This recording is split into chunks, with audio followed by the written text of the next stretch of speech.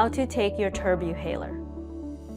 Step 1. Open the Turbuhaler.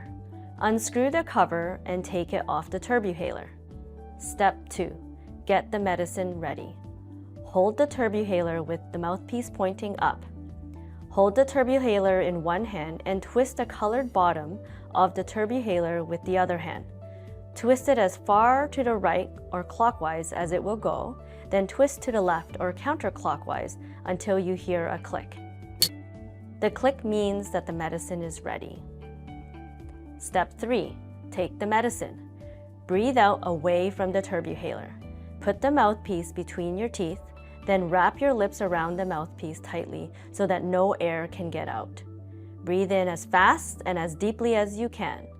Take the Turbuhaler out of your mouth. Hold your breath until you have counted to 10 slowly as you are able. Breathe out very slowly through your nose. Repeat steps 2 to 3 if you need to take more puffs. Step 4. Close the Turbuhaler. Screw the cover back onto the Turbuhaler. Rinse your mouth with water or drink something afterwards.